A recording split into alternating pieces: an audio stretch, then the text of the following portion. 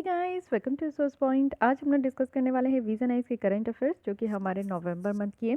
तो चलिए अब हम लोग आखिरी यहाँ पे टॉपिक पे हैं जो कि हमारा सोशल इश्यूज़ है। सारी टॉपिक्स यहाँ पे कंप्लीट हो गई है। एक लेसन तो आपका कल्चर का मिल ही जाएगा क्योंकि एक ही टॉपिक है यहाँ पे। साथ ही साथ आपका स्कीम्स का भी मिल जाएगा, ठीक है। और एथिक्स का मैं यहाँ पे आपको कंपाइलेशन में प्रोवाइड कर दूँगी क्योंकि काफ़ी मंथ्स का यहाँ पे छूटा हुआ है।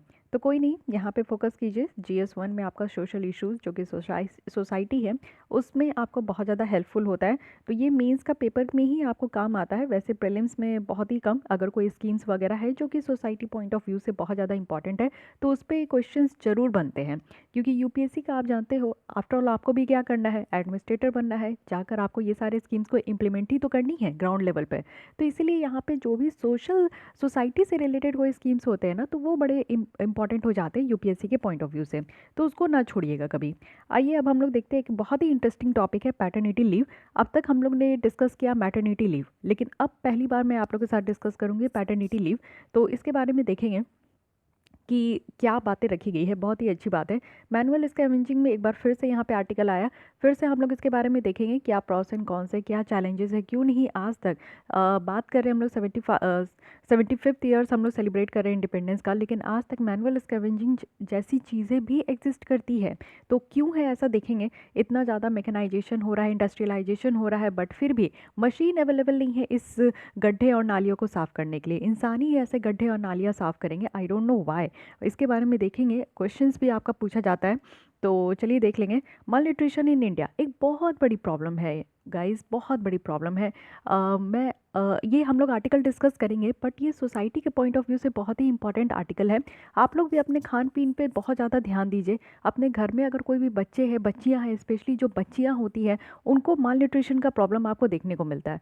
तो ऐसा ना होने दें। जो आपके हेल्थ के लिए हेल्दी है वो खाना खाए। बाकी पिज़्ज़ा बर्गर तो ठीक है टेस्ट के लिए, और कभी निकल गए बाहर निकल के घूमने फिरने तो चलता है, कभी कभी चलता है। कभी कभी का कहने का मतलब है मेरा कि एक महीने में एक बार, ठीक है। ये नहीं कि हर हफ्ते एक बार, क्योंकि मैडम तो कह दी कि हम चलता है बाहर निकले घूमने। तो आप हर हफ्ते घूमने निकल रहे हो तो इसका मतलब ये नहीं कि हर सैटरडे और संडे आप लोग पिज़्ज़ा बर्गर खा रहे हो। नो, महीने में या 2 महीने में एक बार आप लोग फिक्स कर लो, या फिर 6 महीने में एक बार, जब लगे कि नहीं आप खा लेना चाहिए, क्योंकि कंट्रोलिंग पावर आपको होना चाहिए, ठीक है।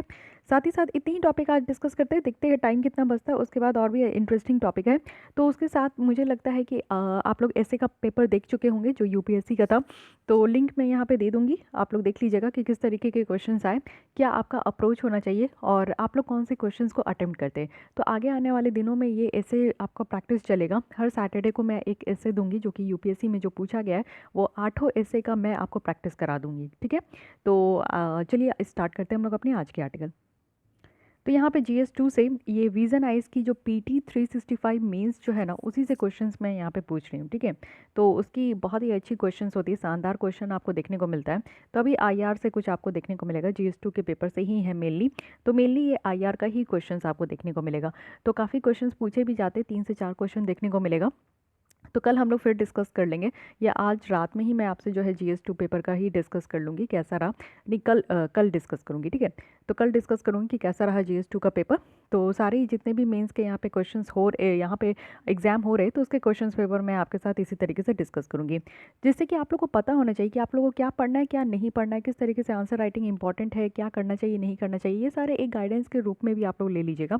चलिए आज का क्वेश्चन देख लीजिए। 4 क्वेश्चन दिया गया है। पहला है कि क्यों इंडिया जो है RCEP को ज्वाइन नहीं किया। इसके ऊपर हम लोग ने डिटेल में बहुत सारे आर्टिकल डिस्कस किए। अगर आपको कन्फ्यूजन है तो आप लोग अक्टूबर और नवंबर मंथ की जो IR वाली सेक्शन है वीज़ा नाइस में, उसको ज़रूर हमारी डिस्कशन देख लीजिए, आपकी कॉन्सेप्ट क्लियर हो जाएगी। साथ ही साथ आपको डिस्कस करना है डोमेस्टिक इंटरेस्ट के कॉन्टेक्स्ट में कि इंडिया का क्या एक्सपीरियंस रहा है फ्री ट्रेड एग्रीमेंट को लेकर। मीन्स आपको पता है कि क्यों नहीं ज्वाइन किए, क्योंकि ऑलरेडी हम लोग जो है ना, बहुत सारे जो 10 एशियन कंट्रीज़ है उनके साथ भी हमारा यहाँ पे फ्री ट्रेड एग्रीमेंट है। तो अब तक का जो फ्री ट्रेड एग्रीमेंट का एक्सपीरियंस है वो इंडिया का अच्छा नहीं है। तो इसी को आपको डिस्कस करना है कि कैसा रहा, कितना ज़्यादा हम लोग घाटे में रहे, और साथ ही साथ आप लोग को कुछ रियलिटीज़ भी बताना है एक्सटर्नल ट्रेड का। तो बहुत अच्छी शानदार क्वेश्चन है। इसको लिखने का कोशिश कीजिएगा। सेकंड है कि कई बार आर्ग्यू किया जाता है कि जो इंडिया और बांग्लादेश के बीच में जो टाइज़ है ना, वो currently passing through a golden chapter, यानी कि बहुत ही अच्छे चैप्टर से हमारी जो टाइज़ है वो गुजर रही है, यानी कि एक आप कह सकते हो कि एक रिलेशनशिप सिंबल है, जो कि हम लोग एक ग्लोबल प्लेटफॉर्म में हम लोग इसको लेकर आ रहे हैं। तो इसको आपको क्रिटिकली डिस्कस भी करनी है। साथ ही India has constantly argued for nuclear disarmament, इसके ऊपर भी हमने अभी नवंबर मंथ में डिस्कस किया है। तो प्लीज़ आप लोग अगर देखे हो तो अच्छी बात है, इकोनॉमी के लेसन आप लोग देख लीजिएगा। न्यूक्लियर डिसआर्मामेंट के ऊपर हम लोग बराबर बात करते हैं, लेकिन हम लोग साइन नहीं किए हैं। इसी में आपको बताना है कि क्या रीज़न है कि हम लोग जो है डिसआर्मामेंट को चाहते हैं, लेकिन डिसआर्मामेंट करने वाली ट्रीटीज़ को अभी तक हम लोग ने सपोर्ट नहीं किया, मीन्स साइन नहीं किया। सपोर्ट तो करते बट साइन नहीं करते। क्या मेन रीज़न है जिसको हम लोग साइन नहीं करते? क्या आपको लगता है कि इंडिया को फिर से अपने स्टैंड के ऊपर, यानी कि इंडिया जैसे सोचती है कि हाँ डिसआर्मामेंट होना चाहिए, लेकिन हम लोग साइन नहीं कर रहे हैं, हम लोग को क्या साइन कर देना चाहिए? क्या हम लोग का जो सोच है उसको फिर से रीथिंक करने की ज़रूरत है? तो इसके बारे में आप लोग को लिखना है। साथ ही फोर्थ क्वेश्चन है कि जो इंक्रीजिंग साइलेंस है इंडो पैसिफिक कॉन्सेप्ट में वो भी ग्लोबल डिस्क्लोजर में, तो जो ये बढ़ता जा रहा है, इंडिया को बहुत सारे मेजर्स लेने की ज़रूरत है जिससे कि जो इंडो पैसिफिक विज़न है ना वो यहाँ पे आपका सही हो सके। तो इंडो पैसिफिक विजन्स को यहाँ पे सही करने के लिए और हमारा यहाँ पे जो है पार्टिसिपेशन होना चाहिए, तो उसके लिए बहुत सारे मेजर्स लेने की ज़रूरत है, क्योंकि बहुत सारे साइलेंस एक्टिविटीज़ इंक्रीज़ हो रहे हैं इंडो पैसिफिक वाले रीजन में। तो इसके ऊपर आपको कमेंट करना है, ठीक है। तो ये 4 क्वेश्चन है, लिखने का प्रैक्टिस कीजिए। आप लोग बहुत ही शानदार तरीके से लिख रहे हैं, मतलब दिल खुश हो जाता है आप लोग का। तो आप लोग की कॉपीज़ जो चेक हो रहे हैं ना वो डेली बेसिस में हो रहे हैं, क्योंकि अब कॉपीज़ बहुत ज़्यादा आ रहे हैं। तो इसलिए क्योंकि आप लोग एक दिन में 3-4 क्वेश्चंस लिख रहे हैं, तो उसी तरीके से चेक करने के लिए भी टाइम चाहिए। तो आप लोग परेशान मत होइए। डेली आप लोग कहते हो मैम ये कॉपी छूट गया, वो कॉपी छूट गया, मेरी छूट गई, मेरी छूट गई। किसी की नहीं छूटेगी, सबकी कॉपी चेक हो जाएगी, ठीक है। अब यहाँ पे मैं एक 2 ऑप्शन आपको दे रही हूँ कि आप लोग को ज्वाइन करना है, तो यहाँ पे आपके लिए 2 ऑप्शन है। अगर आप लोग सिर्फ जनवरी तक ज्वाइन करना चाहते हैं तो आपको सिर्फ यहाँ पे 99 पे करना है। लेकिन अगर आप लोग फरवरी 28 तक अगर ज्वाइन करना चाहते हो तो आपको 199 यहाँ पे करना है। तो दोनों ऑप्शन है आपके पास, क्योंकि बहुत सारे बच्चे सिर्फ जनवरी तक ही जा रहे थे। तो जो न्यू यहाँ पे ज्वाइन करना चाहते हैं उनके लिए यहाँ पे मैं पेमेंट क्राइटेरिया बता दी हूँ। बाकी आप लोगों को डिटेल इन्फॉर्मेशन इस मेल में मिलेगा। इस मेल में आप लोग मेल कीजिएगा, उसके बाद मेल आईडी ये है, और इसमें आप लोग मेल कीजिएगा तो आपको डिटेल में पता चल जाएगा, ठीक है। चलिए आइए अब थोड़ा सा रिवाइज कर लीजिए, क्योंकि साइंस एंड टेक का पोर्शन कंप्लीट हो गया है। तो दोनों लेसन को मिलाकर, फर्स्ट पार्ट सेकंड पार्ट को मिलाकर ये 4 क्वेश्चन है, इसका आंसर देने का कोशिश कीजिएगा। जरा सा भी कोताही नहीं बरतना है, आप लोग को रिवीजन करते ही रहना है और रिवीजन के फॉर्म में ही आप लोग आंसर दीजिएगा, ठीक है। पहले आपको बताना है कि क्रू 1 मिशन के बारे में, कि ये क्या है, ये किसका मिशन है और कैसा मिशन है। सेकेंड है कि शुक्रयान, ये अगेन क्या मिशन है, किसका मिशन है और कैसा मिशन है। आपको बताना है कि क्या India United nation economic and social commission for Asia and Pacific का मेंबर है कि नहीं, बस ये बताना है आपको। फोर्थ आपको बताना है कि Indian Journal of Physics in 1926, Indian Academy of Science in 1923, और जो यहाँ पे Raman Institute of Research at Bangalore में जो यहाँ पे 1948 में इस्टेब्लिश किया गया था, इसके फाउंडर किसके द्वारा इसको फाउंड किया गया था, ये आपको बताना है, ठीक है। तो बहुत ही बेसिक का क्वेश्चन है, अभी आपको पता चल रहा है, बट इसको थोड़ा सा आप लोग कष्ट कर लीजिए और कमेंट बॉक्स में कमेंट कर दीजिए। इससे क्या होगा कि आप लोग यहाँ कमेंट कर रहे हो बट वो आपके प्रिंट कहाँ हो रहा है, आपके माइंड में प्रिंट हो रहा है। तो इस प्रोसेस को समझिए। आप लोग को जब एग्जाम देने जाओगे ना, जब प्रीलिम्स में बैठोगे, तो ये प्रोसेस आप लोग को बहुत हेल्प करेगा। उस समय आपको लगेगा कि हाँ आप जो यहाँ कमेंट करते थे वो आपको वहाँ फ़ायदा कर रहा है, मुझे थोड़ी कुछ फ़ायदा कर रहा है यहाँ पे। ये आप कमेंट करोगे तो उससे मेरे को पेमेंट वगैरह थोड़ी कुछ मिलेगा, यूट्यूब मेरे से खुश थोड़ी होगा। कमेंट करने से कुछ नहीं होता, लाइक करने से कुछ नहीं होता, सब्सक्राइब करने से 1 रुपया नहीं मिलता है। तो ये सारी चीज़ें फ्री ऑफ कॉस्ट है, ये सिर्फ आपके लिए अवेलेबल है, तो उसका फ़ायदा आप लोग को तो उठाना ही चाहिए ना। चलिए आते हैं आर्टिकल पे। चलिए स्टार्ट करते हैं पैटर्निटी लीव। तो क्यों हम लोग पढ़ रहे हैं, क्योंकि board of control for cricket in India जो बीसीसीआई है, उनके द्वारा पैटर्निटी लीव जो है इंडियन कैप्टन को यहाँ पे प्रोवाइड किया गया है। तो बड़ी अच्छी बात है, इसके बारे में देखते हैं। जब यहाँ पे बीसीसीआई जो कि क्रिकेट में यहाँ पे आपको देखने को मिलता है, तो इंडियन क्रिकेटर को इंडियन कैप्टन को यहाँ पे प्रोवाइड किया गया पैटर्निटी लीव, तो और भी सेक्टर्स में ऐसा होना चाहिए। अब ये पैटर्निटी लीव होता क्या है, वो सेम होता है जैसे आप मैटरनिटी लीव पढ़ते थे। मैटरनिटी लीव में क्या होता था कि जब भी कोई विमेन अगर कहीं कंपनी में काम कर रही है और वो प्रेग्नेंट है, तो उस दौरान उनको जो है ना वो पेड लीव मिलता है, वो घर में रहकर आराम करे, अगर चाहे तो वो घर से भी काम कर सकते हैं अगर ऐसा ऑप्शन है तो, लेकिन उनकी छुट्टी के लिए उनका वेतन नहीं काटना है, ठीक है, उनको पेड लीव में रखना है। अब यही बात यहाँ पे जो है अ, आपका पैटर्निटी लीव के लिए कहा जा रहा है। अब ये आपका जो जो होता है मैटरनिटी लीव, वो प्रेगनेंसी के दौरान भी होता है, और प्रेगनेंसी के दौरान जब बच्चे डिलीवर हो जाते हैं तो उसके बाद भी जो है ना मैटरनिटी लीव मिलता है। तो यही चीज़ पैटर्निटी लीव के लिए कहा जा रहा है, यानी कि चाइल्ड बर्थ में यहाँ पे फादर को, क्योंकि मदर को तो लीव दिया ही जा रहा है, लेकिन ऐसा थोड़ी है कि प्रेग्नेंट सिर्फ वुमेन ही होती है, प्रेग्नेंट एक कपल होते हैं, फादर मदर दोनों होते हैं। तो क्यों ऐसा है कि हमारे सोसाइटी में कि सिर्फ मदर को ही टेक केयर करना है बच्चों का, फादर नहीं कर सकते क्या? क्यों छुट्टी लेकर मदर ही घर पे बैठे? क्यों फादर नहीं छुट्टी लेकर बैठ सकते क्या? क्यों जॉब छोड़ने का प्रेशर सिर्फ महिलाओं में ही आता है? क्यों फादर छोड़कर घर पे रह के बच्चों का देखभाल नहीं कर सकते क्या? तो यही चीज़ों, यही कंसेप्ट की बात की जा रही है। If we are talking about the equality, then equality should be here also, है कि नहीं? तो वही बातें हैं कि चाइल्ड बर्थ के दौरान जब फादर को यहाँ पे एक्सक्लूसिवली सिर्फ जो पर्पस है वो यहाँ पे बच्चों का टेक केयर करने के लिए अगर यहाँ पे आपका लीव दिया जा रहा है, तो उसको कहते हैं पैटर्निटी लीव, लेकिन वो पेड होगा। ऐसा नहीं है छुट्टी पे रहेंगे लेकिन उनका वेतन नहीं काटना है, उनको वेतन भी देना है, ठीक है। और ये ग्रांटेड है फादर को, साथ ही साथ एनुअल लीव्स के, अदर एनुअल लीव्स के साथ भी ये ग्रांटेड किया गया, यानी कि और भी जो ऐसा नहीं है कि साल भर में कुछ छुट्टी डिफाइंड होता है ना, अगर आप सरकारी या प्राइवेट में रहते हो तो आपको कुछ छुट्टी मिलता है, प्राइवेट में तो उम्मीद कम कर सकते हैं, किसी किसी जगह पे तो छुट्टी भी नहीं रहती है, लेकिन हाँ अच्छे एमएनसीज में आपको छुट्टी भी देखने को मिलेगा। तो उसमें आपका क्या है ना कि उसके अलावा आपका जो छुट्टी है, जो आप छुट्टी में रह रहे हो, वो आपका जो एनुअल लीव्स दिया जाता है उसको काउंट नहीं किया जाएगा। आप जो छुट्टी ले रहे हो उसको पेड लीव्स में ही यहाँ पे काउंट किया जाएगा, ठीक है। अब इंडिया में देखते हैं कि क्या हालचाल है पैटर्निटी लीव का। तो आप लोग जानते हो अभी तक तो कोई कानून नहीं है ऐसा पैटर्निटी लीव का, कोई ऐसा लीगल प्रोविज़न है नहीं। ऑल इंडिया और सेंट्रल सिविल सर्विस रूल है जो कि यहाँ पे सेंट्रल गवर्नमेंट एम्प्लॉयज़ को अलाउ करते हैं कि वो 2 सर्वाइविंग चिल्ड्रन से जो अगर कम है तो वो 15 डेज़ का पैटर्निटी लीव ले सकते हैं, यानी कि 15 दिन का उनको जो है बच्चों का देखभाल करने के लिए पैटर्निटी लीव दिया जाता है। और लेस देन 2 सर्वाइविंग चिल्ड्रन में, यानी कि 2 बच्चा या फिर 1 बच्चा है तभी ऐसा दे सकते हैं। अब 3-4 बच्चा है तो हर एक साल, आपको समझो हर एक साल भी नहीं, जब भी बच्चे होते हैं तो हर बार जो है उनको पैटर्निटी लीव नहीं दिया जाएगा। तो ऐसा किसके लिए है? सिविल सर्वेंट के लिए है, सेंट्रल सिविल सर्वेंट के लिए, ठीक है। और इसको और एक्सटेंड किया गया है, जहाँ पे बच्चे को अगर अडॉप्ट किया जा रहा है, कोई बच्चे को अगर अडॉप्ट करते हैं तो उनका भी टेक केयर करने के लिए 15 डेज़ का लीव दिया जाएगा। और इसको अवेल कर सकते हैं 6 मंथ तक, यानी कि जब से डिलीवरी हो रही है, जब से डेट ऑफ डिलीवरी है, या फिर बच्चों को जब से अडॉप्ट कर रहे हैं ना, तब से लेकर 6 मंथ तक इसको काउंट किया जा सकता है कि उसके बीच में 15 दिन का छुट्टी जो है फादर को भी यहाँ पे दिया जाएगा। फाइन। प्राइवेट ऑर्गेनाइजेशन में देख लेते हैं कि क्या बातें हैं। इस तरीके का तो कोई भी कानून नहीं है जहाँ पे प्राइवेट सेक्टर्स को यहाँ पे पैटर्निटी लीव देना पड़े अपने एम्प्लॉयज़ को। तो कुछ सर्टेन आप लोग को देखोगे कि प्राइवेट इस्टेब्लिशमेंट है जो कि यहाँ पे पैटर्निटी लीव जो है प्रोवाइड करती हो, और ये कुछ सर्टेन कौन कौन है, जैसे कि आपको फूड एग्रीगेटर देखने को मिलेंगे। जोमेटो इंडिया है जो कि 26 वीक्स जो है पेड लीव न्यू फादर्स को दे रहे हैं, यानी कि जो पहले बच्चे होंगे उनके लिए यहाँ पे 26 वीक्स का पेड लीव है। यानी कि आप समझ सकते हो जोमेटो जैसी कंपनी जो है ऐसी इतनी बड़ी मुहिम लेकर आ रही है। तो इतने बड़े बड़े एमएनसीज जो है, इतने बड़े बड़े प्राइवेट कंपनीज जो है, वो सब तो ऐसा सोचते भी नहीं है, क्योंकि वो प्रॉफिट के बारे में सोचते हैं, ह्यूमैनिटी गई तेल लेने के लिए, ठीक है।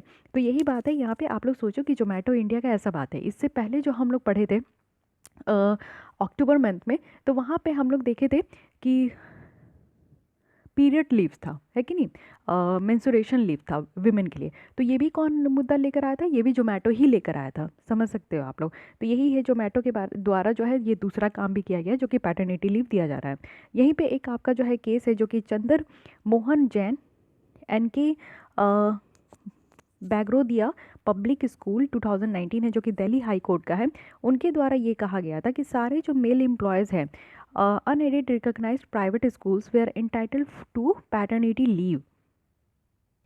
इट मीन्स कि वैसे प्राइवेट स्कूल जो कि रिकॉग्नाइज, इतना ज़्यादा रिकॉग्नाइज करने के लिए उनको कोई मदद नहीं मिल रहा है, यानी कि बहुत सारे ऐसे प्राइवेट स्कूल्स हैं ना जो कि आपको नहीं देखने को मिलेंगे। प्राइवेट स्कूल्स अगर आप लोग जैसे ही बोलते हो तो आपके दिमाग में क्या आता है? डीएवी आता है, सेंट जोसेफ आते हैं, ऐसे ही सारे कुछ स्कूल्स हैं जिनका नाम आपके ज़ुबान पर रहता है। बाकी प्राइवेट स्कूल्स तो an number of private schools है। तो वैसे प्राइवेट स्कूल जिनको कि किसी भी तरीके का मदद नहीं मिलता है, तो वो क्या करेंगे कि वो अपने यहाँ जो है प्राइवेट लीव पैटर्निटी लीव देते हैं। यूनिसेफ के द्वारा अगर देखें तो उनका ये बताया गया है कि 4 वीक का पेड पैटर्निटी लीव का प्रोविज़न होना चाहिए मेल एम्प्लॉय के लिए, बट ये आपका एक्सटेंड किया जा सकता है 16 वीक के लिए भी सारे ऑफिसेज़ के लिए। यानी कि 4 वीक का तो देना ही है, ठीक है, लेकिन इसको 16 वीक तक भी एक्सटेंड किया जा सकता है, ये यूनिसेफ के द्वारा कहा गया है। तो ये तो हाल चल रहा। अब यहाँ पे कुछ फ़ायदा देख लेते हैं। आप लोग भी सोच रहे होंगे कि क्यों पैटर्निटी लीव देना है, क्योंकि मदर को ही टेक केयर करना होता है, मदर बच्चों को अच्छे तरीके से रख पाती है, बहुत सारी रीजंस है, ठीक है, मदर को फीड भी कराना होता है, तो फिर फादर का छुट्टी लेने से क्या होगा। अब आप लोग तो यही सोच रहे होंगे। सबसे पहला है ना, इमोशनल नीड होता है बच्चों का। यानी कि आप देखो कि इंटरनेशनल लेबर ऑर्गेनाइजेशन के द्वारा ये कहा गया ना कि बच्चे इक्वल सपोर्ट चाहते हैं। अब आप लोग सोचो आज की डेट में कि आपको मम्मी का ज़्यादा सपोर्ट मिलता है, पापा का नहीं मिलता, या फिर कोई बच्चे हैं जो कि पापा के लाडले लाडली होते हैं तो पापा का सपोर्ट मिलता है, मम्मी का किसी चीज़ पे, हमेशा नहीं, किसी टॉपिक पे सपोर्ट नहीं मिलता, तो आप कितने दुखी हो जाते हैं। आपको लगता है हमेशा कि अगर आप इस एग्ज़ाम की तैयारी करो, बहुत सारी लड़कियाँ ऐसी होगी जो आप इस एग्ज़ाम की तैयारी कर रहे हो, लेकिन अगर पापा आपको सपोर्ट कर रहे हैं, मम्मी सपोर्ट नहीं कर रही है, तो आप कहीं ना कहीं दुखी हो जाते होंगे। वैसे लड़के भी है कि एक टाइम के बाद जो है उनको बाइक चाहिए, एक टाइम के बाद 4 व्हीलर चाहिए। अगर वो सारी चीज़ें जो है पापा देने के लिए रेडी है, लेकिन मम्मी बोलती नहीं अभी नहीं देना है, टाइम नहीं है, या फिर किसी की मम्मी बोलती कि हाँ हाँ दे दो मेरा बेटा बड़ा हो गया है, लेकिन पापा बोलते नहीं अभी पहले पढ़ो, कुछ बन जाओ तब देंगे, कुछ गिफ्ट दे देंगे, है कि नहीं। तो क्या होता है कि आपका मन दुखी हो जाता है। आप हमेशा चाहते हैं कि पापा मम्मी दोनों का सपोर्ट हो, है कि नहीं। तो वही चीज़ है कि बच्चों की इमोशन की यहाँ पे ज़रूरत है, और ये चीज़ बताई जा रही है इंटरनेशनल लेबर ऑर्गेनाइजेशन। क्योंकि हम लोग बचपन से ही मम्मी के पास इतना रहते हैं कि मम्मी से ही अटैचमेंट हो जाता है, पापा से तो सिर्फ काम का बात होता है। कहने का मतलब है कि ठीक है पापा यहाँ एडमिशन लेना है तो पैसे दे दो, ये काम खरीद, ये चीज़ें खरीदी है तो पैसे दे दो, यहाँ इतना हुआ, पापा से पढ़ाई लिखाई और क्या बात करते हैं। वही चीज़ है। लेकिन मम्मी ऐसी होती है कि आप सारा बात मम्मी से कह सकते हो, सुख दुख अपना बांट सकते हो, है कि नहीं।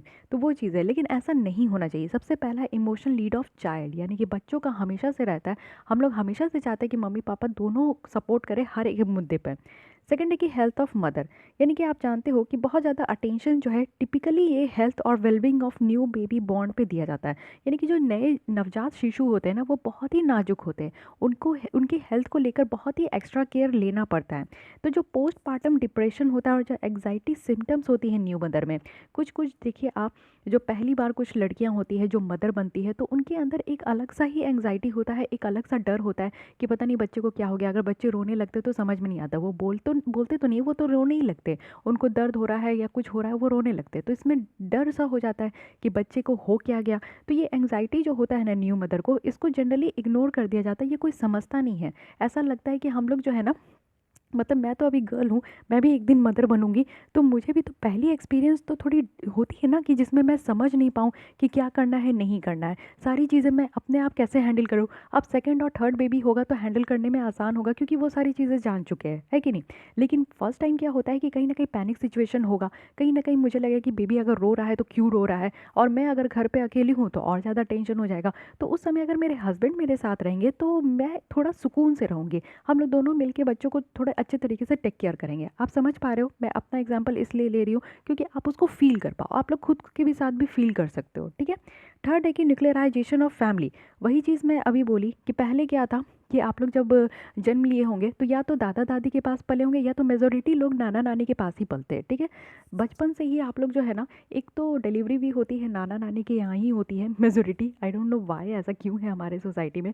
तो ये चीज़ें होती है। साथ ही आप देखोगे कि बहुत ज़्यादा ख्याल जो है वो नाना नानी ही रख पाते हैं, ससुराल में काम करना पड़ता है, बहुत सारी तरीके की चीज़ें होती है, जिसकी वजह से 6 मंथ 1 साल तक जो है न्यू बेबी बॉर्न जो है वो नाना नानी के साथ ही होते हैं। लेकिन आज की डेट में आप देख रहे हो कि फादर भी वर्किंग है, मदर भी वर्किंग है, तो न्यूक्लियराइजेशन हो जा रहा है, हम दो हमारे दो हो रहे हैं, यानी कि फादर मदर एक साथ अकेले रह रहे हैं, फैमिली के साथ रह नहीं रहे। तो इसी केस में अगर मेरी मेरी फर्स्ट अगर बेबी होगी या होगा, तो मैं जैसे अभी बोली कि घर पे रहूँगी, तो मैं डर जाऊँगी ना, अगर बेबी रोएगा क्या हुआ नहीं हुआ, तो मैं अकेले सिचुएशन हैंडल नहीं कर पाऊँगी, क्योंकि वो बहुत छोटा है, मुझे समझ में भी नहीं आएगा कि उसको हुआ क्या। तो अगर अकेले रही तो डर जाऊँगी, वही मेरे हस्बैंड रहेंगे तो मैं थोड़ा सा उसको समझ पाऊँगी, हम लोग दोनों मिलके उसे हॉस्पिटल ले जाएंगे, कुछ और दिमाग लगाएंगे कि इसको कैसे होगा नहीं होगा, है कि नहीं। तो ये चीज़ें हैं, न्यूक्लियराइजेशन ऑफ फैमिली में बहुत ज़्यादा ज़रूरी है कि पैटर्निटी लीव भी रहे, कि मेरा पति भी मेरे साथ रहे, है कि नहीं। नहीं तो ऐसे अगर बच्चा रोता है तो नानी नाना होते ही है अपना दिमाग देने के लिए, अरे ये हो गया बच्चा को, ये वो समझ जाते हैं। नानी और दादी ऐसी होती है ना कि वो लोग इतने बच्चे को, हम लोग को पाल पोस के बड़ा किया ना, कि उनको पता होता है कि बच्चा रो रहा है तो क्यों रो रहा है, बच्चे को अभी इस वक्त क्या परेशानी है, इस वक्त क्या परेशानी है, वो बहुत अच्छे से समझ जाते हैं। बट अकेले रह के देखो, नहीं समझ पाओगे, आप कैसे समझ पाओगे। साथ ही यहाँ पे आप देखो कि जेंडर गैप है घर पे, यानी कि जेंडर इक्वालिटी जो है ना वो वर्क प्लेस पे है, लेकिन घर पे नहीं देखने को मिलेगा। विमेंस इक्वालिटी वर्क प्लेस में जो है ना उस तरीके का अचीव नहीं किया गया है, और मेंस इक्वालिटी आप देखोगे कि घर पे अचीव नहीं किया गया है। दोनों तरीके से आपको प्रॉब्लम देखने को मिलेगा। घर पे लगता है कि सिर्फ माँ है जो कि बच्चों का देखभाल कर सकती है, और बाहर ऑफिस में लगता है कि सिर्फ आदमी है जो कि ऑफिस को चला सकते हैं। तो ये चीज़ें हैं, यानी कि जेंडर इनइक्वालिटी की बात आपको देखने को मिलेगा। ऐसा क्यों, ऐसे आप लोग सोचते हो कि एंड काम मूवी नहीं देखे हो क्या, कितने अच्छे तरीके से तो घर पे वो संभालते हैं। क्या नाम था वो एक्टर का यार, कोई कपूर ही था, करीना कपूर के साथ मुझे याद नहीं आ रहा, आप लोग बताइएगा। तो की एंड का में आप देखो, ऐसा भी तो हो सकता है ना कि, और ऑफिस में आप देखो कि कौन कहता है कि महिलाएं ऑफिस अच्छे तरीके से नहीं संभाल पाती है। तो ये एक मिसमैच आपको देखने को मिलेगा। All India Survey on Higher Education जो ऐश है 2018-19 का, इनके द्वारा बताया गया था कि जो हायर एजुकेशन में टोटल इनरोलमेंट अगर आप फीमेल का देखोगे ना तो ये सिर्फ 46% है, और क्रॉस इनरोलमेंट रेशियो आप फीमेल का देखोगे हायर एजुकेशन का तो ये आप 26% देखोगे, और बॉयज़ का कितना है तो 26.3% है।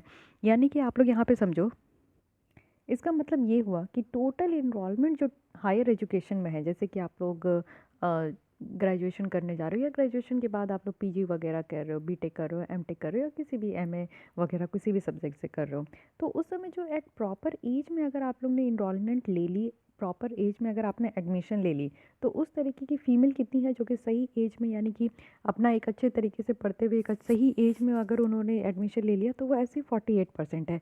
लेकिन ग्रॉस इनरोलमेंट रेशियो कहने का मतलब है कि किसी भी एज में, यानी कि इर्रेस्पेक्टिव ऑफ एज, यहाँ पे टोटल देखा जाता है कि कितने लोग जो है यहाँ पे, कितने लड़के और लड़कियाँ एडमिशन ले रहे हैं। तो इस हिसाब से लड़की में आप देखोगे 26.4% है, और लड़कों में भी ये सेम है।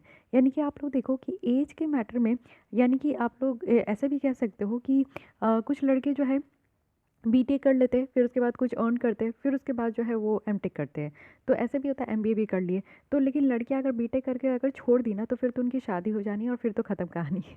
तो बहुत कम वैसी विमेन होती है जिनको इन लॉज की तरफ से सपोर्ट मिलता है तो वो आगे बढ़ पाती है, और बहुत ऐसी विमेन होती है जो कि फ़ाइट करके भी आगे बढ़ पाती है अपने हक के लिए, अपने पैशन के लिए।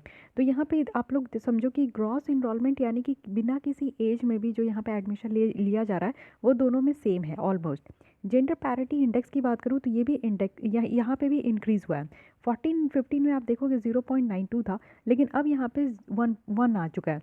जेंडर पैरिटी, यानी कि ये जो जेंडर इक्वालिटी की हम लोग बात करते हैं, तो इक्वालिटी भी थोड़ा बढ़ा है हमारे सोसाइटी में। अगर इक्वालिटी नहीं बढ़ी होती तो मैं भी कहीं ना कहीं जब ग्रेजुएट हो गई थी तो ही शादी हो जाती मेरी, है कि नहीं। लेकिन अभी तक हूँ मैं, तो शादी नहीं हुई है, इसलिए क्योंकि मुझे भी ऐसा लगता है मेरे घर में जेंडर पैरिटी है। ये चीज़ें आप लोग भी रिलेट कर सकते हो, ठीक है। तो ये सारी अचीवमेंट एजुकेशन में अगर हम लोग देखें तो ऐसा नहीं है कि विमेन पार्टिसिपेशन को जो है ना वर्क फोर्स में हम लोग जो है इसको ट्रांसलेट नहीं किया जा सकता, इसको ट्रांसलेट नहीं किया जा सकता, ऐसा बिल्कुल भी नहीं है। क्योंकि आप ये भी समझ सकते हो ना कि कितनी महिलाएं होती है, कितनी लड़कियां होती है जो कि ग्रेजुएट हो जाती है, लेकिन ग्रेजुएशन के बाद लगता है कि अब इसकी शादी कर देनी चाहिए। क्योंकि हमारा सोसाइटी ऐसा है ना, हमारी मम्मी पापा का कोई दोस्त नहीं होता है, वो हम जैसी लड़कियों की दोष होती है ना कि हम भी उसी इन्वायरमेंट में बसते चले जाते हैं, और हमें लगता है कि हाँ हमारा काम सिर्फ घर को संभालना और किचन को संभालना है। ऐसा बिल्कुल भी नहीं है। जैसे लड़के बाहर जाकर काम करते हैं, उनका कुछ पैशन होता है, उनके ऊपर दबाव होता है, वही सेम चीज़ लड़कियों के साथ भी होनी चाहिए। सॉरी मैं बहुत ज़्यादा पॉज ले रही हूँ क्योंकि मेरी आवाज़ ही फंस जा रही है। चलिए कोई नहीं। चैलेंजेस देखते हैं कि क्या है पैटर्निटी लीव में। जो पैटर्निटी लीव देने की बात अगर की जा रही है तो इसमें क्या क्या बाधाएं हैं। सबसे पहला है कि विल पावर की कमी है। आप देखोगे ना कि बहुत सारे आप में से भी जो जितने भी मेल मुझे सुन रहे हैं, आप लोग को कितना लग रहा है कि आप लोग भी पैटर्निटी लीव लिए हो, या फिर लोगे, या फिर आगे अगर शादी होगी तो उसके बाद आप लोग लोगे। तो आप लोग को क्या लगता है कि पैटर्निटी लीव जो है आप लोग को लेना चाहिए। विल पावर जो है वो बहुत कम देखने को मिलता है। बहुत सारे ऑर्गेनाइजेशन है जो कि मैटरनिटी लीव भी नहीं प्रोवाइड करते। मैटरनिटी लीव तो छोड़ दीजिए, बहुत सारे ऑर्गेनाइजेशन ऐसे हैं ना कि जो वुमेन को हायर भी नहीं करते, क्योंकि उनको पता है कि हायर करेंगे, एक दिन शादी होगी, एक दिन इनका ये प्रेग्नेंट होगी, फिर इनको जो है घर बैठ के हमें पैसा देना पड़ेगा। बहुत सारे ऑर्गेनाइजेशन को इससे घाटा भी हुआ है। लेकिन आप लोग सोचो कि मैटरनिटी लीव देने के मीन्स होता है ना, उसको सहयोग नहीं किया जा रहा, सपोर्ट नहीं किया जा रहा, तो फिर पैटर्निटी लीव को कैसे सहयोग किया जाएगा। तो ये मैटरनिटी बेनिफिट जो मैटरनिटी लीव जो दिया जाता है वो मैटरनिटी बेनिफिट अमेंडमेंट एक्ट 2017 के तहत जो है महिलाओं को दिया जाता है। फंडिंग की अगर बात करें तो यहाँ पे फंडिंग की भी कमी है, क्योंकि आप लोग देखते हो कि घर बैठे यहाँ पे पे करना पड़ता है, जिससे कि कहीं ना कहीं कंपनी को, ऑर्गेनाइजेशन को ही लॉस होता है। तो एक तरफ तो उनको लॉस हो ही रहा है, तो इस तरीके का उनको कोई फंडिंग करेगा तब ना, जब काम करते हैं तो उससे कंपनी अर्न करती है, तभी तो कंपनी हमें भी पे करती है। लेकिन हम काम ही नहीं कर रहे तो कहीं ना कहीं कंपनी को घाटा होगा, तो कंपनी हमें उस तरीके से घाटा सह के अगर हमें पेमेंट दे रही है तो फिर तो उनको एक्स्ट्रा फंडिंग की ज़रूरत होगी, तो फिर उनको एक्स्ट्रा फंडिंग कौन देगा। थर्ड है कि पैट्रियार्कल सोसाइटी घूम फिर के बात इसी में आकर यहाँ पे टिक जाती है। अभी हम लोग जो है मॉर्निंग में देखे भी, जो ऐसे पेपर थी उसमें सेक्शन बी में आपका एक टॉपिक भी था। तो पेट्रियार्कल सोसाइटी बहुत बड़ी बैरियर मुझे ऐसा लगता है। प्लीज़ इस बैरियर को तोड़िए, इस बैरियर को यहीं तक रहने दीजिए, इसको कंटिन्यू मत कीजिए, हमारे नेक्स्ट जनरेशन तक इसको मत लेकर जाइए। इक्वालिटी की बात कीजिए तो हमारे सोसाइटी में ना बहुत अच्छा एक इन्वायरमेंट होगा, मुझे ऐसा लगता है। तो ये पेट्रियार्कल सोसाइटी है, हर कोई जो है कानून अपने हिसाब से बनाया है, तो कानून यही बनाया कि नहीं, बच्चों का देखभाल जो है माताएँ करेगी, पिता बाहर जाकर काम करेंगे। तो ये उन्हीं के द्वारा बनाया गया, तो इसलिए यहाँ पे देखने को मिलता है। ठीक है, ये सारे चैलेंजेस है, देखते हैं कैसे ये टूटता है। वे फॉरवर्ड में बताया जा रहा है कि यूनिवर्सलाइज करना चाहिए, जो gender equality movement school project में होना चाहिए, बच्चों को ही सिखाना चाहिए जेंडर इक्वालिटी। पहले तो घर में ही पेरेंट्स को सिखाना चाहिए, अपने बेटियों और बेटियों में तो फ़र्क नहीं करना चाहिए। आप लोग क्या होता है ना कि वो चीज़ मानसिकता बन जाती, मेंटालिटी आप लोग बना देते हो अपने बेटे और बेटियों में। अगर ये डिफरेंस क्रिएट कर रहे हो, डूज एंड डोंट अगर लड़कियों के लिए लगा रहे हो, लड़कों के लिए नहीं लगा रहे हो, तो आप उनके माइंड में ही ये जो है जेंडर इनइक्वालिटी आप उनके माइंड में ही फिट कर दे रहे हो बचपन में। तो वो आगे चल के भी तो यही काम को दोहराएंगे ना, उनको तो यही ठीक लगेगा। तो आपके घर में जितनी भी बच्चियां हैं, जितने भी बच्चे हैं, सबको इक्वल ट्रीट करो, सबको इक्वालिटी बताइए, सबके साथ इक्वल तरीके से रहिए। कहीं से भी किसी को, लड़कियां हैं तो ठीक है, उनको सेफ्टी पर्पस ज़्यादा देना है, बट ऐसा नहीं है कि नहीं आप ऐसे कपड़े नहीं पहन सकते, नहीं आप इस समय बाहर नहीं जा सकते, नहीं आप बाहर पढ़ने भी नहीं जा सकते। आप ऐसा सोच भी कैसे लिए। तो ये सारी चीज़ें जो है ना, थोड़ा सा कम करने की ज़रूरत है, नजिंग करने की ज़रूरत है। कहने का मतलब कि बहुत सारे एटीट्यूडनल और बिहेवियर चेंज लाने की ज़रूरत है एम्प्लॉयड में भी, जिससे कि एक्टिव रोल हम लोग जो है ना मेल पार्टनर्स में देख सकें बिफोर, ड्यूरिंग और आफ्टर द चाइल्ड बर्थ। देखिए अभी तक आप लोग तो यही देखते आ रहे हो ना, अपने पापा को, अपने दादा को, अपने नाना को ऐसे ही देख रहे हो कि वो लोग तो काम करने चले जाते थे। नानी आपकी जो है अपने बच्चे हमारे अपने तो आप तो देखे ही नहीं होंगे, बट वो आप ऐसा ही देखते आ रहे हो, या फिर आप लोग चाचा या फिर मामा लोग को देख सकते हो। तो उन लोग की आप लोग लाइफ स्टाइल देख रहे हो, तो वही चीज़ आप लोग भी सीखोगे कि अच्छा बड़े हो गए आप लोग को ऐसे ही करना है। लेकिन कुछ चेंजेस लेकर आइए ना, ज़रूरत है कुछ चेंजेस का। आपकी जो वाइफ होगी उनकी ही पूरी जिम्मेदारी नहीं होती, आपकी भी उस बच्चों के प्रति जिम्मेदारी है। आपका ड्यूटी बस यहीं ख़त्म नहीं हो जाता है कि उस बच्चों को सारी सुख सुविधाएं की चीज़ जो है खरीद के मार्केट से ला के दे दो, बच्चों को एक अच्छे स्कूल में एडमिशन करा दो, उसकी फ़ीस भरते रहो, यही आपकी ज़िम्मेदारी नहीं है। उनको इमोशनल अटैचमेंट, उनको प्यार भी वही चाहिए, जो माँ से प्यार चाहिए वही बच्चों से प्यार चाहिए। आप कैसे अपने मम्मी पापा से सारी चीज़ें मांगते हो? आपको कहीं ना कहीं लगता है कि माँ गोद में सुला लेती है आज की भी डेट में, चाहे आप जितने भी बड़े हो जाते हो। आपको आप 30 साल के, 35 साल के, लेकिन आप अगर कोई भी हो, लड़का हो या लड़की हो, अगर आपके पैर में दर्द होगा ना तो सीधे माँ तेल लेके दौड़ेगी कि लाओ बेटी दबा देते हूँ। लेकिन पापा ऐसा तेल लेके कभी नहीं दौड़ते। हाँ वो एक्सेप्शनल इज एवरीवेयर तो वो एक्सेप्शनल होता होगा कि आपके मम्मी, आपके पापा भी आपका पैर दबाते होंगे, लेकिन मम्मी हमेशा इस काम के लिए रेडी होती है। तो ऐसा क्यों है, और मम्मी का ही ये डिपार्टमेंट क्यों है कि खाना अच्छा बना के देना। किसी किसी के पापा को तो पता ही नहीं होता है, मुझे तो लगता है मेरे पापा को तो पता ही नहीं कि मुझे खाने में क्या पसंद है, लेकिन मम्मी को हर एक चीज़ पता है कि मुझे खाने में क्या नहीं पसंद है, उसे ये भी पता है। तो ये ऐसा मम्मी को ही क्यों पता है, पापा को क्यों नहीं पता है? तो ये चीज़ें नहीं होनी चाहिए, दोनों को इक्वल होना चाहिए, है कि नहीं। तो यही चीज़ें हैं, सबसे बड़ी बात यही है कि बिहेवियर चेंज करना है, मेंटालिटी चेंज करना है। ठीक है, बहुत ही अच्छी आर्टिकल थी। आर्टिकल अच्छी इसलिए होती है ना क्योंकि आप लोग से कनेक्टेड होती है। आप लोग को अभी आप लोग इस चीज़ को जी रहे होंगे, बहुत सारे बच्चे, या फिर आगे चल के ज़रूर जियोगे, तो इसको कनेक्ट कीजिए। और इसी तरीके से क्वेश्चंस बनता है। ये पैटर्निटी लीव बहुत ज़्यादा न्यूज़ में था, तो मैं ये उम्मीद करती हूँ कि इस बार आपको जो है मेंस का जो एग्ज़ाम हो रहा है यूपीएससी में, उसमें आपको कहीं ना कहीं ये क्वेश्चंस देखने को मिलेगा। खैर कोई नहीं, हम लोग डील कर लेंगे। क्वेश्चंस अगर GS1 में नहीं आया तो एसे में तो आ गया ना, तो इसीलिए इसको देखने का कुछ है। एसे में आपका पैट्रियार्कल सोसाइटी आया था, मानती हूँ, लेकिन ये पैटर्निटी लीव से देखने को भी आपको मिल सकता है। ठीक है, आप लोग देख सकते हो कौन सी ऐसी कंट्री है ना जहाँ पे ज़्यादा से ज़्यादा पेड पैटर्नल लीव दिया जाता है। तो ये है साउथ कोरिया, सबसे ज़्यादा साउथ कोरिया में। सोचिए, जापान है, फ्रांस है, स्वीडन है, ये ऐसी कुछ कंट्रीज़ है जहाँ पे पैटर्निटी लीव सबसे ज़्यादा दिया जाता है। तो इंडिया का तो नाम भी नहीं है इस लिस्ट में, क्योंकि हमारे यहाँ तो ऐसा कानून भी नहीं है, तो इसलिए इसको समझने की कोशिश कीजिए। कुछ रिलेटेड इन्फॉर्मेशन भी दिया गया है चाइल्ड केयर लीव्स है। अगर हम लोग ऑल इंडिया सर्विस रूल्स के हिसाब से देखें तो जो वुमेन एम्प्लॉयज़ हैं और जो सिंगल मेल पेरेंट एम्प्लॉय होते हैं ना, लेस देन 2 सर्वाइविंग चिल्ड्रन से अगर कम है तो उनको 730 डेज़ का एग्रीगेट चाइल्ड केयर लीव दिया जाता है। यानी कि 730 डेज़ आप लोग समझ सकते हो कि बहुत ज़्यादा होता है।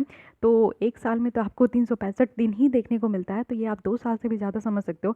तो इतना जो है ना सिविल सर्विस में दिया जाता है, सारे civil service rules, all civil service rules, यानी कि सारे सिविल सर्वेंट को यहाँ पे दिया जाता है। वुमेन एम्प्लॉय को दिया जाता है और सिंगल मेल पेरेंट, अगर आप लोग मेल पेरेंट हो, सिंगल हो, अगर किसी बच्चे को अडॉप्ट किए हो तो आपको भी यहाँ पे दिया जाएगा, ठीक है। और इसको जो है ना किसी भी टाइम आप अवेल कर सकते हो before child reaches the age of 18 years. यानी कि आप समझ सकते हो कि बच्चा जब 18 साल का हो रहा है उससे पहले तक जो है ना आप ये 730 डेज़ का जो लीव है वो आप कभी भी यूज़ कर सकते हो। बहुत ही अच्छी ये मुझे कानून लगी। चाइल्ड केयर लीव्स आप देखो तो ये कब इंट्रोड्यूस किया गया था, 6th पे कमीशन में। अभी कौन सा चल रहा है, 7th पे कमीशन चल रहा है, तो 6th पे कमीशन में ही ये आपका इंट्रोड्यूस कर दिया गया था।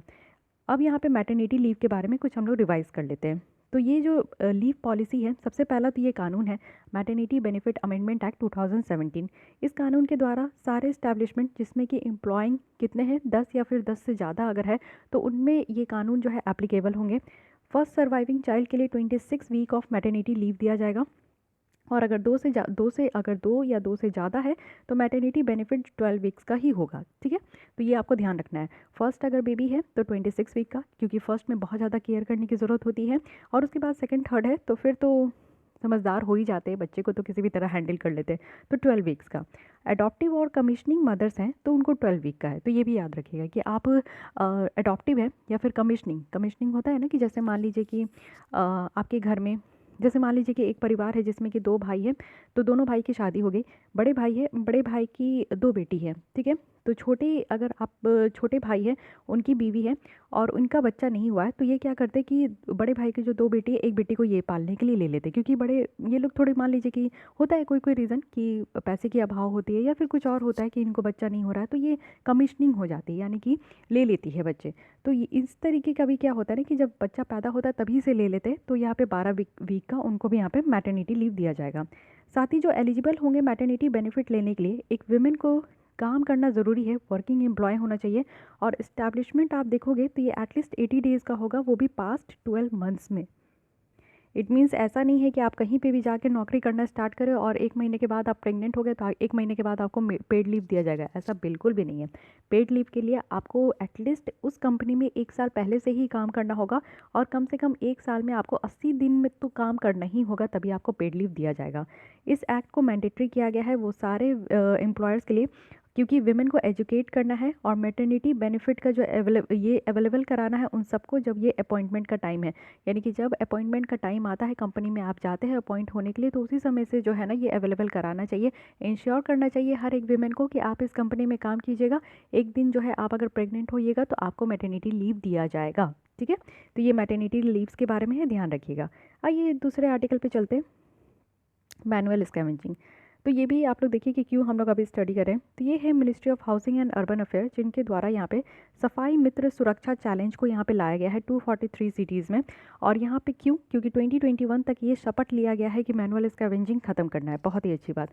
इस कैंपेन के अंदर जितने भी सिवर्स और सेप्टिक टैंक्स हैं 243 सिटीज़ में, इसको मैकेनाइज्ड किया जाएगा, यानी कि मशीन के द्वारा साफ़ किया जाएगा।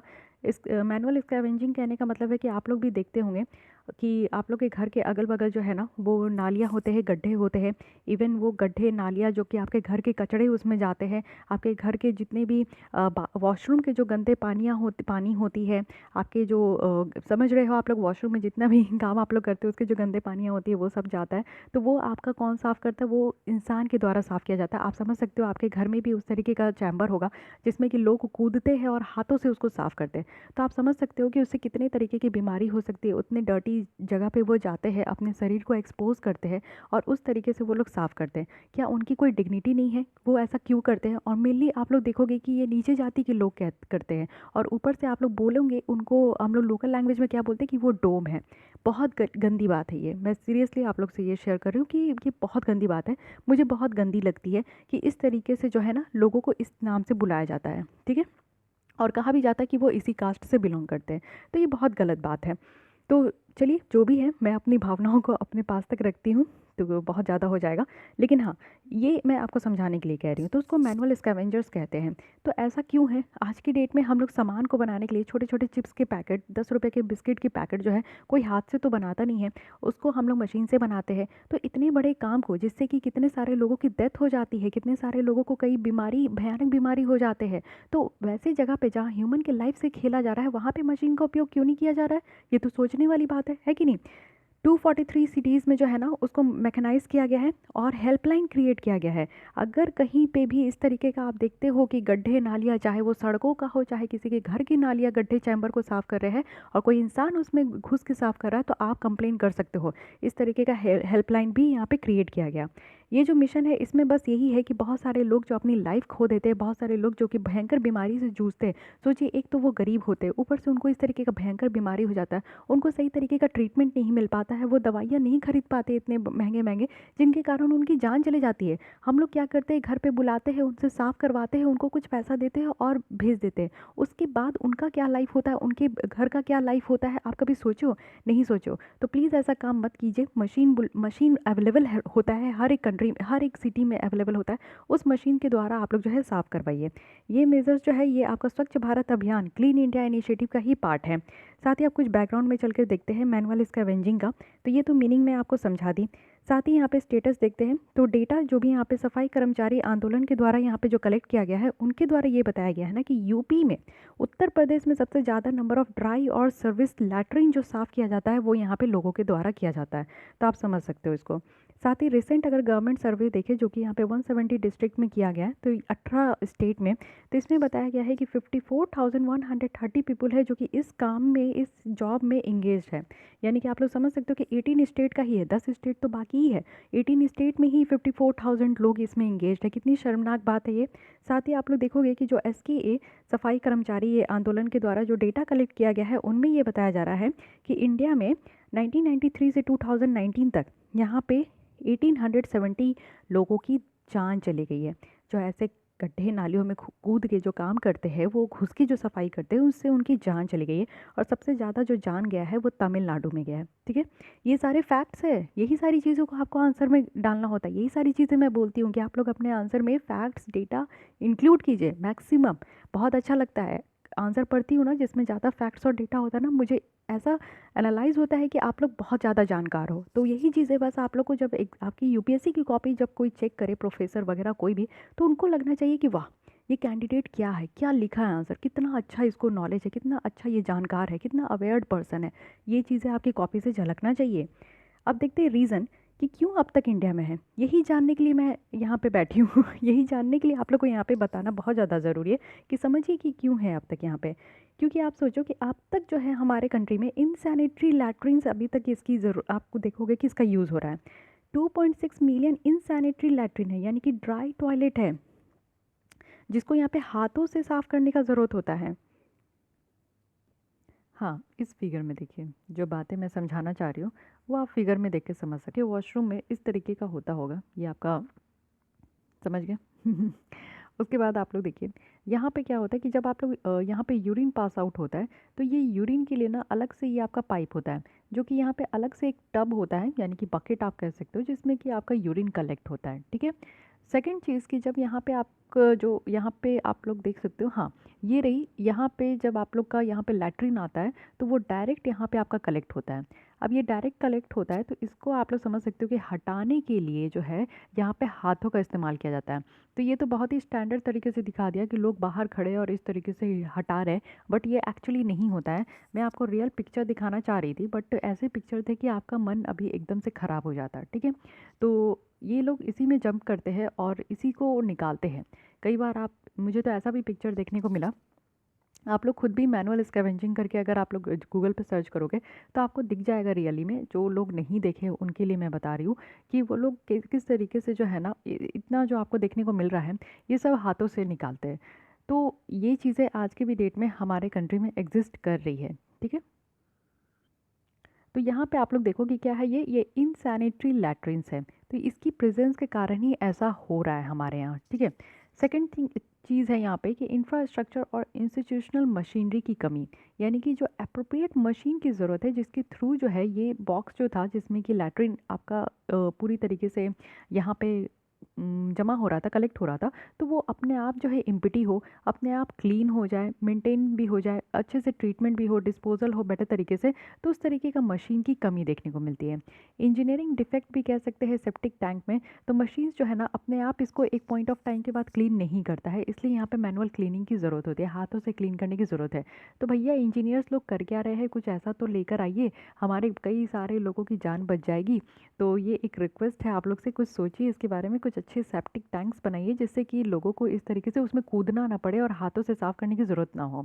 सोशल परसेप्शन भी है, ये आप लोग देखते हो कि एक कास्ट बेस्ड परसेप्शन है और यही कहा जाता है कि ये नीचे जाति के लोग हैं तो इनका तो यही काम है, ये इसी कास्ट से बिलोंग करते हैं तो ये तो यही करेंगे, इसके अलावा और कुछ नहीं करेंगे।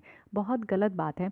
मैं आप लोग को एक ही एग्जांपल दूंगी कि टीना दावी मैम वो आती है स्केड्यूल कास्ट से। अब यहाँ पे स्केड्यूल कास्ट से वो आती है तो क्या वो स्केड्यूल कास्ट में आप लोग देखते हो कि सब कास्ट भी होते हैं, तो उनका अपना अपना काम बटा है, तो उनको तो यहाँ पे टॉप नहीं करना चाहिए था, उनको तो यहाँ पे पढ़ना नहीं चाहिए था। जब ऐसी ऐसी महिलाएं यहाँ पे उठ के आ रही है जो कि हमारे इंडिया के लिए एक प्राउड मूवमेंट कहा जाता है, तो फिर हम लोग यहाँ पे इस तरीके के लोगों को क्यों बोलते हैं कि आपका जो कास्ट है आप लोग वही काम कीजिए, इसके अलावा आप लोग कहीं नहीं जा सकते। ये बहुत गलत चीज़ है। साथ ही आप लोग देखो कि लीगल प्रोटेक्शन में भी लूप होल है। ऑब्वियस है, हमारे यहाँ तो कानून पे कानून है। ठीक है, तारीख पे तारीख के अलावा भी आप लोग कह सकते हो कि कानून पे कानून है, लेकिन इसका फॉलो कोई नहीं करता, इसका इम्प्लीमेंटेशन आपको नहीं देखने को मिलेगा। 2013 में ही कानून बनाया गया था कि बैन करना है जितने भी हैजार्डियस क्लीनिंग है, यानी कि इस तरीके का सेप्टिक क्लीन करना, सीवर पेट को यहाँ पे क्लीन करना, ये एकदम हैजार्डियस है, हेल्थ के लिए बिल्कुल अच्छा नहीं है। साथ ही साथ यहाँ पे प्रोटेक्टिव गियर भी नहीं पहनाया जाता है। मैं आप लोग से रिक्वेस्ट करूँगी कि एक बार जाकर ज़रूर आप लोग सर्च कीजिएगा और आप लोग देखिएगा कि नंगे बदन जो है ना लोग अंदर घुसते हैं, कपड़े पहन के तो घुसते नहीं क्योंकि उसको तो फेंकना पड़ेगा। तो वो लोग जो है ना बिना कुछ कपड़े के वो लोग नंगे बदन वो लोग घुसते हैं इस तरीके के टैंक में और हाथों से साफ करते हैं। तो आप लोग समझ सकते हो कि डायरेक्टली जो बॉडी है वो इतनी गंदी चीज़ों से एक्सपोज हो रहा है। तो आप लोग समझ ही सकते हो कि कितनी गंदी चीज़ है। प्रोटेक्टिव गियर देना चाहिए, एक जो है आपका क्लोथिंग होना चाहिए प्रॉपर, तो उसको पहन के, जैसे आज के डेट में पीपीई किट कैसे पहनते हैं, तो क्यों नहीं इन लोग के लिए भी पीपीई किट होनी चाहिए उसी तरीके की, जो कि अच्छे से पहन के जाए, कहीं पे भी बॉडी में टच करने की ज़रूरत नहीं हो। तो ये चीज़ें होनी चाहिए। बट आप लोग देखो कि प्रोटेक्टिव गियर क्या है ना, इस कानून में ये भी डिफाइन नहीं किया गया। अजीब बात है यार, कानून बनाते हैं लेकिन उसमें कुछ चीज़ों को क्लियर ही नहीं करते। मुझे तो सबसे हंसी इस चीज़ की लगती है ना कि कानून किसी भी चीज़ का बना रहे हैं ना तो उसका मीनिंग भी उसको डिफाइन नहीं करते हैं कि एक्चुअली वो है क्या। तो पहले के कानून में तो ऐसे ही होता था। अब हमारे कंट्री में लॉ ब्रेकर ही लॉ मेकर बनेंगे तो होगा क्या, ऐसे ही कुछ होगा, ऐसे ही कानून बन के आएंगे। इसलिए बेटर है कि आप लोग को अवेयर होना पड़ेगा। हमारे यहाँ तो एक बेसिक एजुकेशनल क्वालिफिकेशन शायद ही पॉलिटिक्स के लिए आए यहाँ पे, मुश्किल है, नहीं आएगा। आप लोग इलेक्शन कमीशन अगर चाहेंगे तो ही, लेकिन अगर नहीं आया तो हम लोग को अवेयर होना होगा कि हम लोग को किसको वोट देना है, किसको नहीं देना है। एटलीस्ट उन लोगों को तो मत ही दीजिएगा जो इंसान के रूप में हैवान है। ठीक है, इट मीन्स कि उनके ऊपर जो है क्रिमिनलाइजेशन चार्जेस एक के बाद एक जो है बहुत ही भयंकर भयंकर लगे हुए हैं, तो वो इंसान के रूप में हैवान है, जानवर ही आप लोग कह सकते हो। तो वैसे वैसे लोगों को वोट देने का ज़रूरत नहीं है। तो ये तो बातें हुई। अब की चैलेंजेस और रिस्क देख लेते हैं कि इससे क्या एसोसिएटेड होता है। सबसे पहले इन्वायरमेंटल हेल्थ और सेफ्टी की बात करते हैं। यानी कि यहाँ पे आप देखो कि जो हैजार्डियस गैसेस है वो एक्सपोज होता है, बायोलॉजिकल और केमिकल एजेंट जो है वो सेप्टिक टैंक्स में, सिवर्स में, पंपिंग स्टेशन में, ट्रीटमेंट प्लांट में, ये सब जगह जो है एक्सपोज होता है। मोस्टली यहाँ पे किसी भी तरीके का पीपीई किट जो है वो बिना पहने जो है यहाँ पे काम करते हैं तो एक्सपोज होते हैं।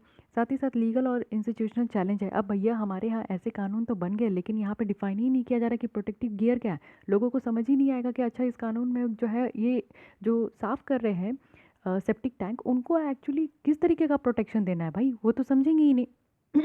तो यहाँ पे कानून की कमी आपको देखने को मिलता है। सोशल चैलेंजेस भी है। अब हमारे दिमाग में तो बचपन से यही ठूसा गया है ना कि भैया ये लोग काम, इसको अगर आपके घर में अगर चेम्बर भर गया तो किसको बुलाना है, ठीक है, बगल में डोम है उसको बुला लीजिए, ऐसे ही कहा जाता है। तो ये तो सोशल चैलेंजेस भी है। हम लोग को ये होना चाहिए कि नहीं नहीं, उन लोग को नहीं बुलाएंगे, एक अच्छा खासा मशीन बुलाइए। अब चाहे 2 पैसा ज़्यादा ही देना पड़े, क्योंकि आप लोग उनसे तो बार्गेनिंग कर लोगे, मशीन से आपको पैसा ही देना होगा। तो लेकिन मशीन से साफ़ कराएंगे, इस तरीके का आप लोग को भी प्रण लेना चाहिए कि नहीं, इस तरीके का काम नहीं करेंगे। कास्ट बेस्ड जो स्ट्रक्चर है उसको तो तोड़ना ही है, ठीक है। साथ ही डिजीज़ से एक्सपोज होते हैं, डायरेक्टली होते हैं। आप लोग सोच सकते हो कि हमारे ह्यूमन बॉडी का जो वेस्टेज है ना, वो यूरिन और ह्यूमन फेसेस है, वो गंदगी है हमारे इस शरीर का। हम लोग, आप लोग क्या उसको टच करते हो क्या? नहीं टच करते हो, डायरेक्टली फ्लश आउट कर देते हो। तो आप लोग जब टच नहीं करते हो तो आप कैसे एक्सपेक्ट कर सकते हो कि एक ह्यूमन बीइंग ही उसको टच करे, उसको अपने हाथों से उठा के फेंके? नहीं होना चाहिए। देखिए, आप लोग खाना पीना मत खाइएगा, क्योंकि ये थोड़ी सी जो है ना ऑकवर्ड लेसन है, बट आपको समझानी है। मैं एक दोस्त हूँ आप लोग की, तो इसी तरीके से बात करूँगी। तो इसीलिए आप लोग थोड़ा खाना पीना छोड़ दीजिए, मन आपका पूरी तरीके से ख़राब हो सकता है। तो ये आप लोग समझ सकते हो कि ये सारी जो है गंदगी है, इसमें आपको देखने को मिलेगा कि हेपेटाइटिस से कुछ कीड़े वगैरह होते हैं, कुछ रोटा वायरस है, ई कोली बैक्टीरिया जो है हमारे बॉडी में होता है। अब ई कोली बैक्टीरिया जो है वो हमारे खाने को पचाने में हेल्प करता है। अब यही बैक्टीरिया का मात्रा बढ़ जाता है तो इसको हम लोग इकोलाई विकोलाई कह देते हैं। या फिर यही बैक्टीरिया का अगर मात्रा जो है गलत तरीके से अगर मल्टीप्लाई होने लगे तो हमारे बॉडी में जो है थोड़ा और तरीके का बीमारी होने लगता है। तो ई कोली बैक्टीरिया जो है ना हमारे वेस्टेज के साथ वो निकलता है। इसके कारण आप लोग देखोगे कि बहुत तरीके की बीमारी होती है, कॉलरा, हेपेटाइटिस, टाइफाइड, ट्यूबरकुलोसिस, ना जाने क्या क्या बीमारी होती है, ठीक है। तो ये डायरेक्टली एक्सपोज हो रहे हैं। तो ये सारे यहाँ पे चैलेंजेस कहा जा रहा है कि सबसे पहला तो है कि लोगों का यहाँ पे मेंटालिटी चेंज करना। दूसरा है यहाँ पे कि लीगल कानून तो है उसको इम्प्लीमेंट कीजिए भैया। थर्ड है कि इन्वायरमेंटल सेफ्टी और हेल्थ के बारे में बात किया जा रहा है। टोटल है कि इससे तो भर भर के बीमारी हो रहे हैं। अब एरिया फॉर एक्शन देख लेते हैं। सबसे पहला तो पॉलिसी को रिफॉर्म कीजिए। ये जो कानून बना है ये नहीं चलेगा, नया कानून लाइए, उसमें डिफाइन कीजिए कि प्रोटेक्टिव गियर होता क्या है। अच्छे से वहाँ पे बताइए कि जहाँ पे भी अगर लोगों का इस्तेमाल किया जा रहा है तो वहाँ पे इसको बैन करना चाहिए। साथ ही साथ जो लोग इसको इस्तेमाल कर रहे हैं, जो लोग काम कर रहे हैं और जो जो कि उनको काम करवा रहे हैं, उन सबको पेनल्टी देना चाहिए। इस तरीके का काम करना चाहिए, ठीक है। सेकंड थिंग है कि एक ऑपरेशनल गाइडलाइंस लेकर आइए बेटर तरीके से, कि यहाँ पे जो है ना जो भी सैनिटेशन वर्कर्स के लिए सारे तरीके का जो भी यहाँ पे है, उनके लिए जो भी रिस्क निकल कर आता है, एक नेशनल स्टैंडर्ड ऑपरेटिंग प्रोसीजर होनी चाहिए। म्यूनिसिपल लेवल ओवरसाइट होनी चाहिए, यानी कि म्यूनिसिपल जो है वो बेटर तरीके से उसको देखें। टेक्नोलॉजी का तो अडॉप्ट कीजिए। ये मैनुअल स्कैवेंजिंग ख़त्म करना बहुत ज़्यादा ज़रूरी है। टेक्नोलॉजी का अडॉप्ट करना बहुत ज़्यादा ज़रूरी है। आप लोग देखो, Hyderabad metropolitan water supply and sewerage board है जो कि 70 मिनी जेटिंग मशीन्स को यूज़ करते हैं इस तरीके का लेंस वगैरह को, मतलब कि जो नाली गली है उसको से साफ़ करने के लिए इस तरीके का हैदराबाद करती है। तो इसी तरीके से जो है और भी करना चाहिए। तिरुवनंतपुरम में देखिए एक ग्रुप ऑफ इंजीनियर है जिनके द्वारा यहाँ पे बांडी कोट यानी कि स्पाइडर शेप्ड रोबोट बनाया गया, जो कि इस तरीके का मैनहोल और सीवर्स को वो क्लीन करते हैं। बहुत ही बढ़िया है। हम लोग बात करते हैं आर्टिफिशियल इंटेलिजेंस की, रोबोटिक्स की, ह्यूमनॉइड रोबोट की, बट क्यों नहीं इस रोबोट का इस्तेमाल यहाँ करते हैं जहाँ ज़्यादा ज़रूरत है। हम लोग रोबोट को भेजने कहाँ भेज रहे हैं? गगनयान मिशन को सक्सेस कराने के लिए। ठीक है, डैट इज़ ऑल्सो इम्पॉर्टेंट, मैं ऐसा नहीं कह रही हूँ कि वो इम्पॉर्टेंट नहीं है, बट इंसानों से ज़्यादा इम्पॉर्टेंट है क्या? मैं ये बात पूछ रही हूँ। इंडिया का नंबर 4th नंबर पे काउंट हो जाएगा कि हम लोग जो है ह्यूमन को स्पेस में भेजें, ठीक है। मैन्ड मिशन हमारा हो गया है, चौथे नंबर पे हम लोग जो है काउंट किए जाएंगे। बट एक बार आप सोचिए कि उसी मैन्ड को हम लोग स्पेस पे भेज रहे हैं और एक इंसान को हम लोग गटर पे भेज रहे हैं। एक इंसान को हम लोग इतना महान बना रहे हैं और दूसरी तरफ हम लोग अपने इंसान को जो है ना आग में झोंक रहे हैं कि जाओ बेटा तुम बीमारी लो, तुम बीमारी लेके मरो, तुम इसीलिए जन्म लिए हो। ये काम हम लोग अपने कंट्री में कर रहे हैं। तो ये ज़रूरी है क्या? ऐसे कुछ रोबोट बनाइए जो कि 28 रोबोट बनाइए, 28 कंट्री बोले 28 स्टेट में दे देना चाहिए इसरो को ऐसे रोबोट बनाकर, जो कि वो पूरी तरीके से जो है, इससे क्या होगा कि 28 स्टेट में देने के बाद जो है और उनका यहाँ पे डिमांड होना चाहिए कि वो हर एक सिटी में जाकर इस तरीके का रोबोट हो जो कि घूम घूम के सारे साफ़ करे। तो ये छोटी छोटी इनिशिएटिव से ही तो बढ़ेगा ना। 5 साल लगेंगे, लेकिन लगेंगे तो सब जगह होगा, तो कुछ लोगों की जान तो बचेगी। तो ये काम हम लोग को करना चाहिए। साथ ही आप देखो कि सैनिटेशन वर्कर्स को भी एडवोकेट करने का ज़रूरत है। उनको बताना चाहिए कि उनका राइट क्या है, वो क्यों ऐसा काम करते हैं, ना जाकर वो ऐसा काम करते। कोई भी लोग ऐसा नहीं चाहेगा कि जो उनकी गंदगी है, जिनको आप टच नहीं करना चाहते, वो लोग अपने हाथों से उठा के फेंकते। वो ऐसा काम नहीं करना चाहते, लेकिन वो मजबूर है। और मजबूर के साथ साथ वो अनअवेयर्ड है, उनको पता ही नहीं कि वो जिस कंट्री में रहते हैं उनके लिए कानून बनाया हुआ है, उनके लिए हक है। तो उनको बताना ज़रूरी है कि आप ना बोल सकते हो, सीना चौड़ा करके आप ना बोल सकते हो कि आप ये काम नहीं करोगे। तो उनको उनके राइट्स के बारे में बताना है, साथ ही साथ कानून है उसका इस्तेमाल करना है। साथ ही एक एविडेंस बेस होना चाहिए, यानी कि यहाँ पे एड्रेस करना है जो भी यहाँ पे इश्यूज़ निकल कर आ रहा है सैनिटेशन वर्कफोर्स का, तो इसमें जो भी प्रॉब्लम है उसको यहाँ पे अच्छे तरीके से एड्रेस करना चाहिए, सुनना चाहिए, उस सारे प्रॉब्लम का सॉल्यूशन निकालना चाहिए। कंक्लूजन में यही बताया जा रहा है कि मैनुअल स्कैवेंजिंग को प्रोटेक्ट करना एक सिर्फ मैटर ऑफ राइट, हेल्थ और डिग्निटी ऑफ वर्कर्स ही नहीं है, बट ये एक sufficiently large formalised protected workforce है जो कि हम लोग डिलीवर कर रहे हैं और अपने सैनिटेशन सर्विस को जो है ना डिग्निटी के साथ मेंटेन कर रहे हैं। इसी के साथ जो हमारा सस्टेनेबल डेवलपमेंट गोल है उसको भी हम लोग यहाँ पे अचीव कर पाएंगे, और यही हम लोग को चाहिए ही कि हम लोग जो आगे आने वाले 2030 तक हमारे ये टारगेट को अचीव करना है, तो 30 तक एक ये भी है कि लोगों को डिग्निटी की सम्मान के साथ जीने का अधिकार मिले। कोई भी लोग इस तरीके का मजबूरी से जो है ना ये गंदे काम ना करे, ठीक है, जिससे उन्हीं को प्रॉब्लम हो। आप कोई ऐसा काम करना चाहते हो क्या? यानी कि ये तो हो गया ना कि आ बैल मुझे मार, यानी कि आप डिजीज़ को खुद ही इनवाइट करो। तो आप कुछ ऐसा काम करना चाहते हो जन पैसों के लिए कि आप 20 साल जो है वो काम करके पैसे कमा लिए, और अगला जो 20 साल है वो जो पैसे कमाए थे उसको आप अपने दवा पे ही खर्च कर दो, क्योंकि आपको तो बीमारी से ही जूझना है। तो वो 20 साल कमाया हुआ पैसा को आप क्या करोगे? आप अपने दवा में ही 20 महीने में ही ख़त्म हो जाएगी वो 20 साल की अर्निंग। आप समझ सकते हो, एक बार आपको डिजीज़ होता है तो पैसों की जो जितने भी आप कमाए होते हैं सब निकल जाता है। तो यही चीज़ होता है, लेकिन ये कौन समझाए? इनको समझाना, इनको अवेयर करना बहुत ज़्यादा ज़रूरी है, ठीक है। तो चलिए, दोनों आर्टिकल थोड़ी लेंदी हो गई, बट क्या करूँ, ये बहुत ही मुझे अच्छा लगता है। अच्छा हाँ, यहाँ पे तो ये बताया ही नहीं कि हमारे इंडिया में अभी क्या क्या मेजर्स लिया गया है। थोड़ा सा और पेशेंस रखिए प्लीज़, और थोड़ा सा 5 मिनट दे दीजिए। कॉन्स्टिट्यूशनल, लीगल और इंस्टीट्यूशनल आप लोग मेजर्स देख सकते हो। हमारे संविधान में आर्टिकल 17 है जो कि अनटचेबिलिटी को, छुआछूत को जो है ना रोकता है। ये सबसे बड़ी चीज़ है, जो कि जो हमारे यहाँ के वीकर सेक्शन है, जो लोअर कास्ट है, शेड्यूल कास्ट, शेड्यूल ट्राइब, इनसे बहुत ज़्यादा छुआछूत करते हैं लोग। तो उनको रोकने के लिए हमारे संविधान में बाकायदा आर्टिकल 17 है।